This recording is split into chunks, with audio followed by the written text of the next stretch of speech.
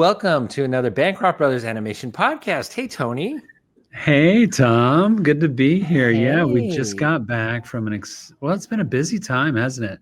Lots Super been busy. happening. So this is going to be kind of our update, right? Or a kind of an Mhm. update check-in with the Bancroft We're brothers. going to talk about it's our Lightbox Expo 2024 wrap up, and that might be how we package this. But we are going to talk about other stuff too, beyond that, about what we're doing in Animation Expo. We're going to talk about that. That's even maybe Animation more Y'all excited. Expo. We got to talk about that. Lightbox Expo. Let's get down we to are, business. We are a little bit off on this as far as like it was 2 weeks ago as of this recording. This will come out in a couple of days, but so around 2 weeks.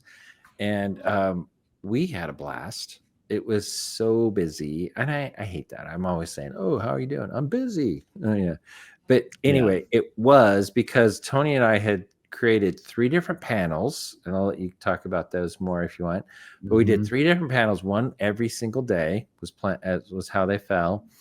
And a film, like a major film premiere that we were also hosting, and that was like at 10:30 at night on a Friday, and we're old, so that was awkward. And then we both were tabling. Tony and I were right next to each other tabling, and I'd love to talk a little bit about tabling for those that either want to do it or have done it and how that is and stuff. But first of all, it's great. Yeah, I just want to say, but right off the bat, it was packed. It was wonderful. The energy, and we'll go into this more, was really positive, which was very unexpected with how the industry is going right now. But I really felt like people really needed this. I think this was second to the Lightbox right after COVID. This had that same vibe of like, man, I just need to be around people, my own people.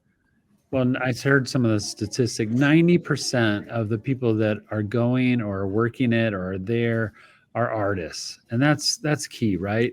Wow. Right there off the top of the bat is like you are around people that are just like you. This is your tribe. Only it's amplified by, 100 times probably because it is so large. It was the largest year ever. They had more volunteers working. They had more booths. They had, really hundreds of guest speakers, to tell you the truth, and a ton more panels than they've ever had before too. They opened up the Civic Auditorium. If you know the Pasadena Convention Center, it has this huge Civic Auditorium. They were running panels there all day long, so that if you couldn't the really big ones, it was the big ones. Yes. The ones with Chris Sanders talking about Wild Robot or something. He did 2 panels, and they were both in there, I'm sure. Yeah. Yes, they were. Yeah. They were, and so people, because it was so big, you didn't have to stand in a line for that. So that was kind of like a sure thing for those panels if you really wanted to go, and so that worked out great. But they have a great system now for kind of getting a fast pass ticket so that you don't have to wait in line as much and as long. Well, there's gonna be a lot of people that are going to dispute that opinion, Tony, that it's a great system.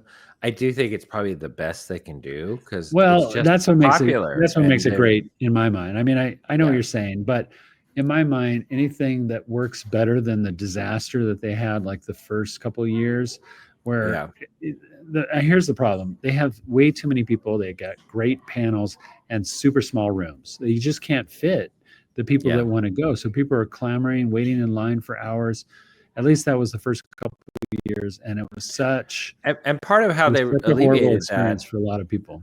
Part of how they alleviated that this year, you already mentioned, which is they opened up that big theater. And so basically, I heard none of those sold out. It was impossible to sort of seat that many people because it's such a big venue. So there was at least whatever was running in there all day, all those panels, and they were the biggest ones, the Chris Sanders and other ones. Let's just put it this way. You could get into those, right? Like you could walk in right as it was starting and get a seat. And so that had to have appeased a lot of people this year. Yeah, and because the expo is kind of an older space, the other rooms that aren't the Civic Center obviously are small rooms, and they hold 50 people, 80, 75 people, 150 people, maybe 200 is the max. And so those all get packed out. Like our panel, our favorite one that we did, I think Saturday. For me it was Saturdays, right? Yeah. We did the Lion King 30th anniversary reunion panel. And what we did is we got the directors, the producer, Don Hahn was there, Rob Rob Minkoff, Minkoff. Roger Allers, the directors, Don being the producer. We had Andreas Deja, supervising animator Scar. You and me, I did Pumbaa on the Lion King. Tom, you did young Simba. Yeah. And so we had a ball, and that one was packed out too. That was a pretty big room for us. I'm going to say about 150 though, or It so. was, I think, short of that big theater, I think it was the biggest room. It's not the biggest, but yeah, It's I think not. it was close to it. Yeah, It was in should have been in the ballroom. biggest because a lot of people got turned away. That was unfortunate. We saw a ton of them. Yeah, as we I were feel like that walking. one could have been in the Civic Auditorium, to tell you the truth, I in think my it could have opinion. easily. But we had a great time. Yeah. It's always good reminiscing with those past colleagues and friends. But then on top of it, we did something special.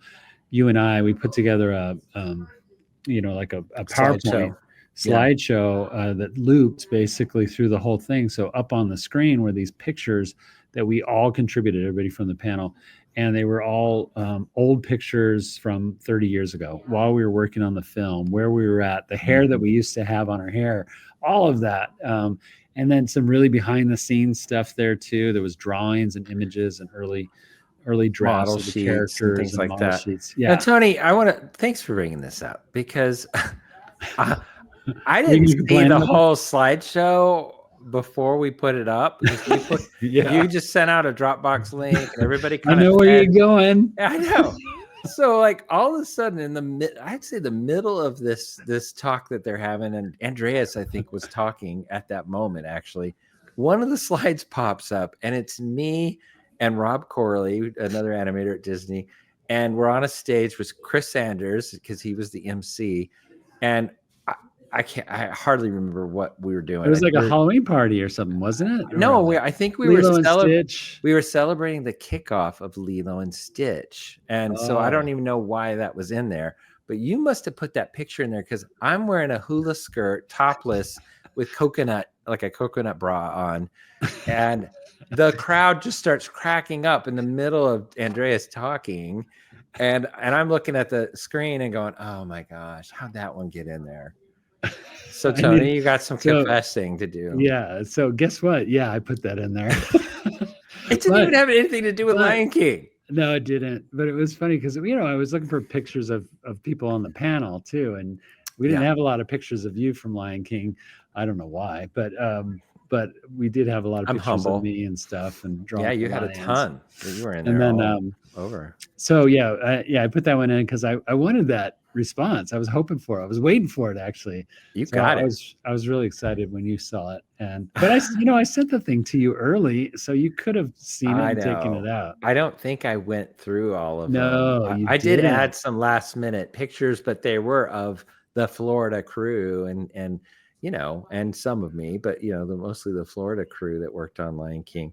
So that's the hard thing, isn't it? I got to say, that's the hard thing is, and I feel badly about this, but there's no way to showcase the whole crew that made that film. And so here we were, like only 6 of us up on the stage, and it's so hard to represent the enormous efforts and hard work of such a large and talented crew when there's only 6 of us there. But we tried our best to just kind of reminisce about it, talk about some stories, and it could have gone on for hours. It really could have. It was one of those special moments. For the people in the crowd. We said, anybody else here that worked on Lion King? And there were about 2 or 3. Diana Cook or Russell was there. So yeah, it was nice to see them stand up and they got their applause. They had to Lorna Cook. Lorna Cook was there. Great. Yeah, I didn't get to talk to her, but it was nice because they represented everybody else. Unfortunately, they had to. But yeah, I wished that we could have had more on the panel, but also just, it should have been celebrated by everybody. So Tony, I know that people are listening and going, well, is that going to get released as a podcast, or how are we going to, how do we see that? Do we have an answer to that? It's up to Bobby Chu runs with Jim, his partner. They do release those videos of the panels. So I think you can look forward to seeing those somewhere on YouTube channels or on the Lightbox Expo Yeah. They page or usually do something. some follow-up throughout the year. They like to Yeah. start dropping them. So yeah, I'm sure that'll be one that they'll And Tom and I share. have, we'll probably get access around that time. It'll be months from now, probably, but we will get access to some audio, and maybe we can release the Lion King one as a podcast and make a big deal about it and share about that. That would be fun.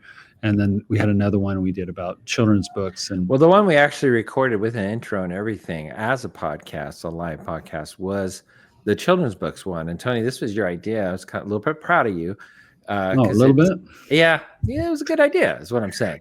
And so it was called From Animation to Children's Books and Back.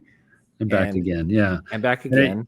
I really wanted it to be about, we live in a world right now where pivoting is really important, and also looking at other markets, and animation and illustration are obviously very connected. When you're talking about like visual development or concept design, it's very similar to what illustrators do for books, and certainly children's books.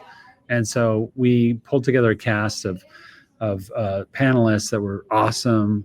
Pete Oswald was the one, Andy Harkness, Elsa Chang, and they all have worked on features, on movies, in animation, but then have all done their own children's books too. And so, and every single one of them, I just want to say this to the crowd listening, that they do it as a part-time gig, as like a side thing. They don't quit their jobs and all that. And, because I know a lot of people immediately think, oh, they're jumping back and forth and it's nice and comfortable, right? Do a children's book for a couple of years and then you come back into animation. No, they're pretty much, it never feels that way or falls that way, right? Yeah, it's like a side gig. You have to be doing two things at once to kind of pull that off. And the side gig is never like the children's book and then the side gig is animation. It's always I'm in animation, because that's steady work. It lasts for years sometimes. There's multiple studios that you're always picking up work from. That tends to be the main bread and butter. Yeah. And then the children's book becomes more of, I want to express myself artistically, personally. I want a little extra Christmas money, whatever it is. And really, that's what it is. I mean, let's face it, that children's book illustrators, unless you can find a way, and this is very rarefied air, you can find a way to go from book to book to book as an illustrator. You might be able to, survive that way and build a career that way. But most of the time it's not. It's always kind of on the side and a little extra fun bonus project kind of thing. Tony, are you at Disneyland? Because I just hear a lot of sounds and people. It feels like that, right? Yeah, I'm right outside of Splash Mountain right now. Ooh, I got a little wet. Oh. I'm at. And you're naked. It's a good transition, actually, Tom. I'm at Lipscomb University, where I'm the program director, Tom, of the animation department. And those are students that are conjugating outside of my office, and I don't have very good insulation in my office. So you're going to hear some cackling and laughing. You don't even really have a roof to your office, which is weird. But one thing I wanted to mention, too, about Lipscomb and Lightbox Expo is, these days, Tom, you and I take out a group of students, and this year we had about 20 students from Lipscomb that went out with us. That was crazy. We got discount tickets to the event. We have a master's degree program here, an MFA program where you can get a degree in animation, and we made it a field trip that they get credit. So a lot of the master's degree students, I'm going to be meeting with them in a minute, actually, and we're going to talk about Lightbox, but they'll go and they'll get 3-unit credit just to go on this trip. And it's kind of a study abroad type trip to go to Lightbox. And what I do to make it a bonus for California is kind of like going to a foreign country. It is more and more these days, especially from Tennessee. Very unique. Yeah. But what I do as a bonus is we all stay in the same hotel and stuff. And in the morning we meet for breakfast, all the Lipscomb students and myself and you and my wife, Renee, was there this year. And we'll call it Breakfast with a Pro. And I'll invite a pro from that's here for Lightbox anyway, that's showing or something or presenting, Mhm. and they'll meet us early and do a talk for an hour just for exclusive for our Like, students. these people are getting up at 8:30 to be there, I know which is they're pretty cool. friends. I got to Yeah. say, Tom and I, we have a lot of friends in the industry, which is Yeah. awesome. But that really helps But because but that's one-on-one only with the Lipscomb students. That small group of 10 to 20 people, in the past, it's been 10 and now it was 20. They get that one-on-one, just get to ask questions and hear about what those careers are like in the industry. That's pretty cool perk of it is, yeah. going on that trip. I mean, it really adds to the benefit of doing it, being a student at Lipscomb for sure. So if you're interested in a college that teaches undergraduate, And that ran 3 days. So it was 3 different speakers. Friday was David Coleman, Yep. amazing animal artist. And storyboard artists. And storyboard artist. And Saturday was Brett Bean. Oh, Brett Bean. Yeah, Okay. character designer and designer. comic book artist. Really warm extraordinaire. and friendly guy. He's such a great guy. And then your friend and my new one, Lauren Barger, was she was our guest on Sunday, and she's doing all kinds of great stuff and had a lot to say about how to make it on the internet in the way of like building a following on Instagram and how to kind of play that game. And I think that was an education for the students in a big way. So yeah, I don't, that really added for me. I was excited about that. That really added to the Lightbox experience for me, is that we did that and we had the panels, we did the booth. And Tom, I was shocked. I don't know if you felt this way, but this was the biggest sales weekend at Lightbox that I've ever had. It was buying stuff. No, that shocked me too, because of the industry. I felt, I just felt like, okay, people are going to be looky-loos and they're just going to be happy to have gotten in the door, scrape together the money to do that, because there's a lot of students there. And so I was thinking, okay, well, I'll bring, prints and some original drawings and things like that. But I wasn't going to bring anything like, too pricey, I guess you could say. But man, I sold out with almost all my prints, the big ones, the Mushu ones I was doing drawings on and signing. And then my original art, I sold all of it on Friday. And I was like, wait, I got 2 more days. So I had to go back to my hotel room and like do more drawings and stuff. I did too. I became a grind after that, unfortunately. I thought, because I had done like 25 or 30 and I was like, oh, okay, well, that'll be enough for, at least the first couple of days. Maybe you weren't pricing yourself high enough. Maybe that's what you said. And I did giving them away. I did jack it up to your prices as the weekend went on. And you felt better about it. You're welcome. Sure. But this is why too, I want to segue into something else a little bit more, which is our expo that we've started. And we've talked about it here on the podcast before, but Tom and I are super excited about bringing, similar to Lightbox Expo, that experience of panels and conversations with professionals, making connections on the professional level, bringing a professional animation expo out to the South. And we have done that. We are doing that currently. And that's going to be in February the 21st through the 23rd here in Nashville. We're bringing Animation Y'all to life. And honestly, there's nothing like it out in the South and Midwest. We're thrilled that we can do this because, for those that either can't make it to Lightbox, for certainly, and this is for Bobby and Jim, who are hopefully listening, we are not competing with Lightbox Expo. And we've kind of said that because we had them on our podcast to talk about Lightbox.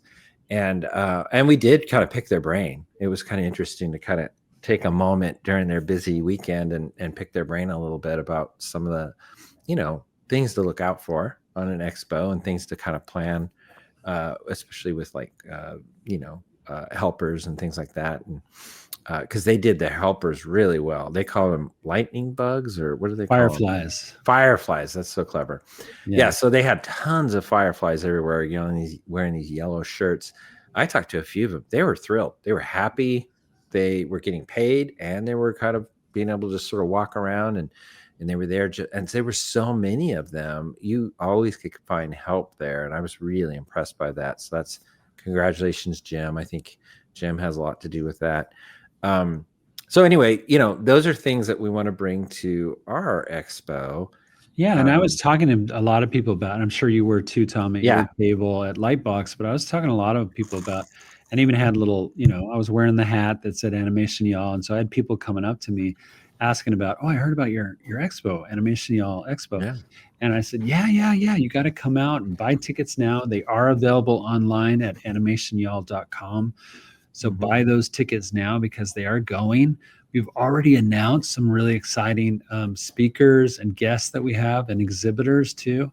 We have Aaron Blaze, Tom, coming out, and Big he's going to be guns. there. Big guns, right? Aaron Blaze. He's an old friend of ours, and he was super excited to help us out and be a part of this weekend. And I think I can say this officially, but Do it. He's bringing Snow Bear to screen. That is his film that he's been working on for a couple years now. That's short. Right. That's right. People have been watching it. He's been using it as a presentation he does on Facebook and stuff. The making of Snow Bear. People have been seeing it come together, but it's done now. It's done, and we just did the final mix at Skywalker Ranch this last, I think, 2 weeks ago, and so he has it done. It's in the can. And he's going to bring it to Nashville. He's going to bring it to Lightbox Expo. He's only going to a certain few. No, not Lightbox Expo. He's bringing it to Animation Y'all. Sorry. Expo. Yeah. Too many expos in my head. Animation Y'all Expo in Nashville. He's only going to a few venues, a few schools and things like that. And so we're going to be one of his first stops to show it and then do a little behind the scenes making of talk and everything. It's going to be stellar. I'm so excited about that, that we get to have that as a part of Animation Y'all. Yeah, so that's his event. It'll be Saturday night. The expo starts Friday night for VIPs only. We have like a sneak peek Friday night on the 21st of February. VIP and that's dinner. Just if you buy the VIP dinner, and you also get to see the exhibitors early, but only for like 3 hours or something on that Friday night. So you have the dinner. You get to see all the exhibitors first.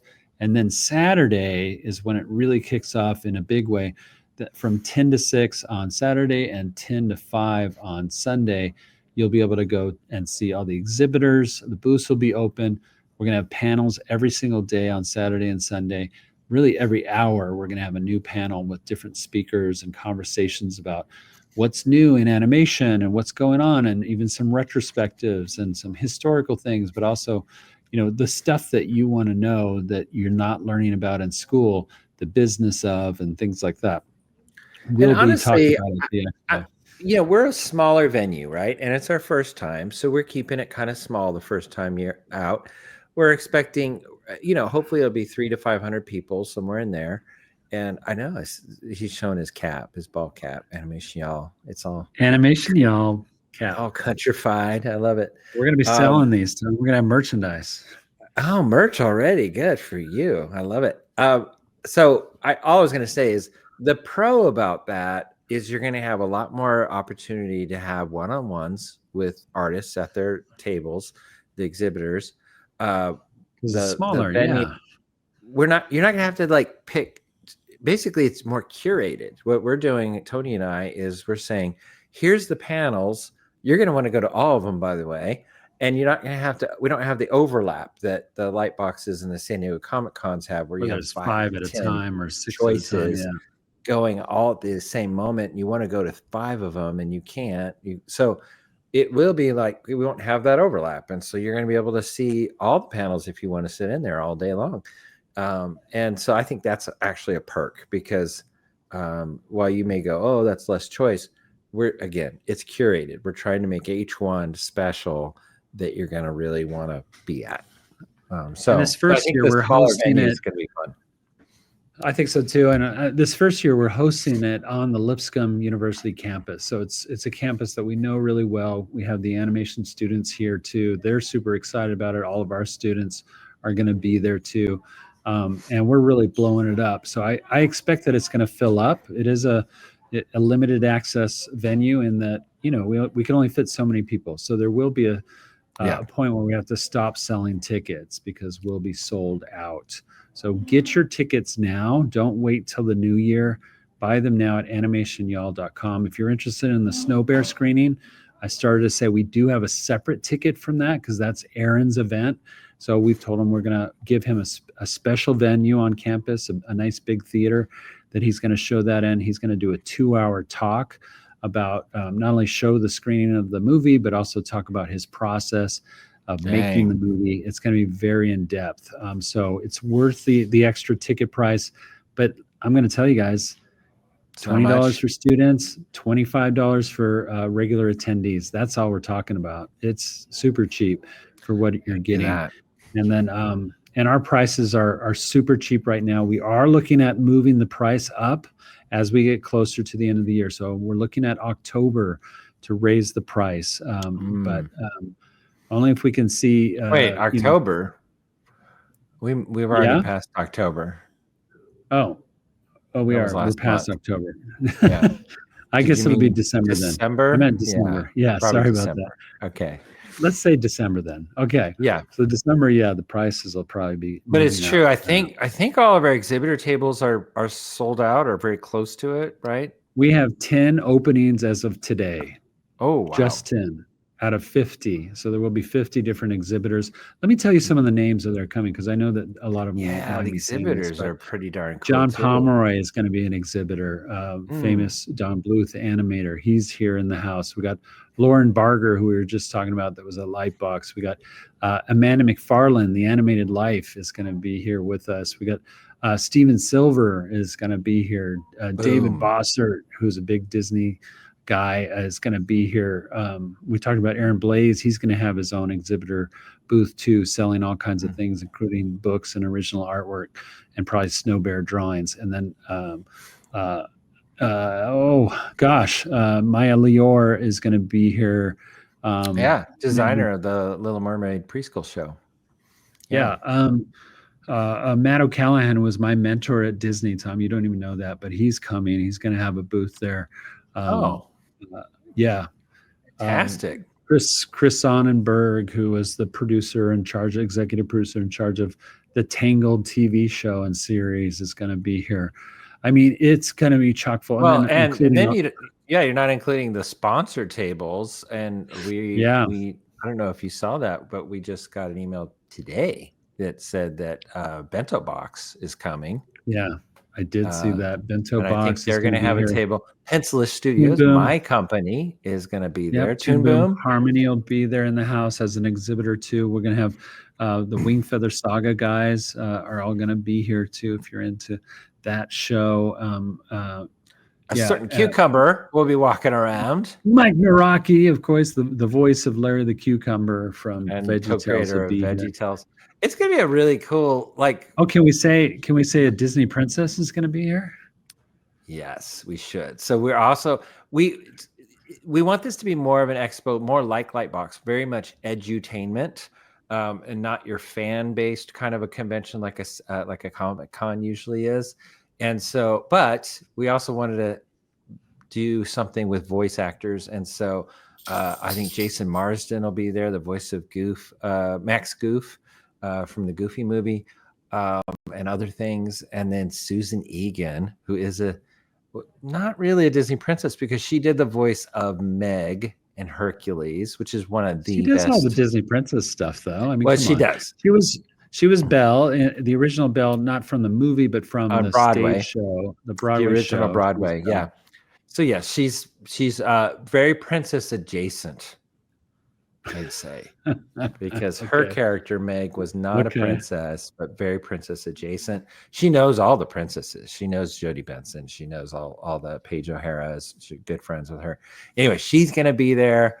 I mean, there's so much we haven't. We're announcing all this right now, guys. Just so you know, we have not shared a lot of this list anywhere until now. So, and it's we're not dropping this because. No, there's more. We have some surprises that are coming that we can't talk about yet. These are the ones that have confirmed, but there are many more that are just about to drop, let's say. Yeah, it's gonna check it out. I'll seal up this and make it more of a commercial by just and I do want to say this because before you do, our ticket prices are very inexpensive. We said this is our first year.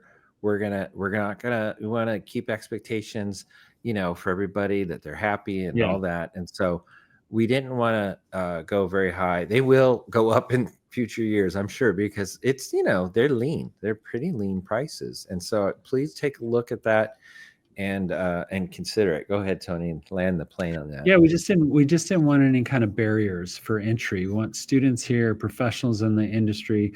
It's a thriving and growing industry out here in the South, especially when you talk about like Atlanta, Georgia, where there's a lot of animation going on. There's a lot of schools out here, SCAD, Florida schools and things like that too, Full Sail. We're hoping to get a lot of those folks here, including our own students, of course, like I said, from Nashville. So it's the place to be. There's going to be portfolio reviews. It's going to be huge when you speak about the students. I got to mention that a lot of these people have already said, yes, I want to look at portfolios. Yes, I'm interested in that. Well, Studios and yes, just to talk about portfolios, we were just recently, a good friend of ours who's a longtime recruiter with about 3 of the major studios, has been at a lot of the major studios and is still with one of the major studios, contacted us and said, hey, can I contact some of my other friend recruiters at other studios and put together a panel where we can talk about how to break into the industry, what you should have in your portfolio. I know it sounds like a very basic panel, but it's one that everybody wants and requests every year. So I'm super excited that that's starting to form right now. Yeah. So check it out. Go to animationyall.com. That's animation, and then y'all is YALL.com. animationyall.com. Check it out. Buy your tickets now before we raise the prices, or are going to have to raise the prices sooner or later, because we're getting it close. It's getting full. Yeah. It's only what, three months away. Come on.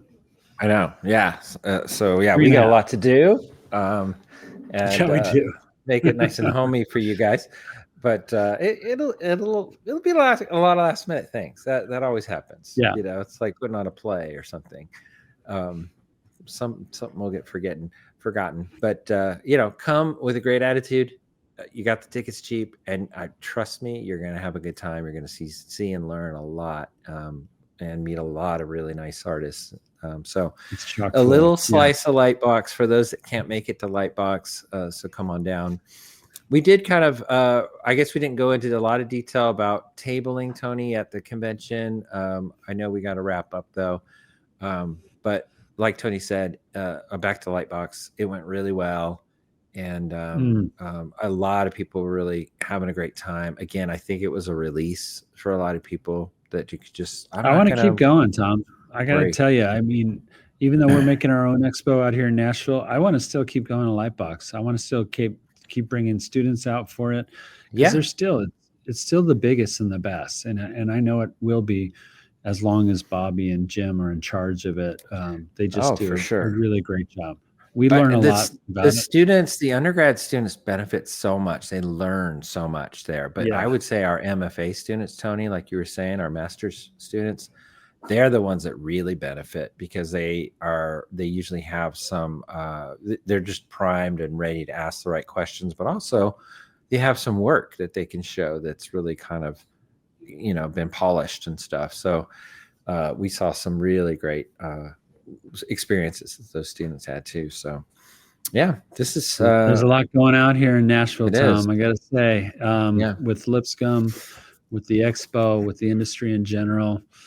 Oh wait, we didn't talk about Light of the World. So did we talk about the trailer dropping? No, but it did 2 days ago now.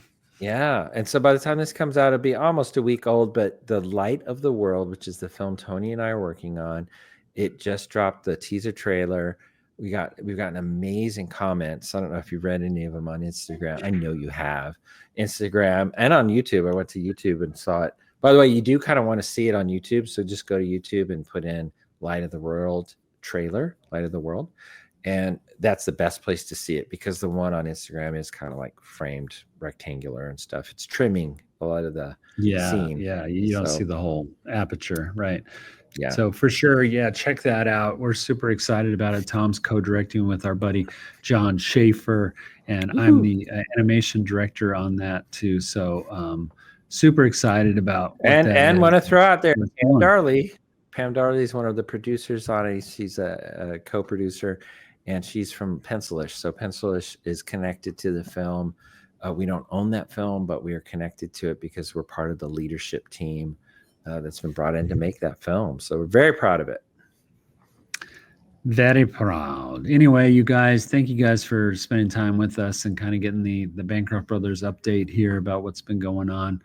And support animation, I guess is what I want to say.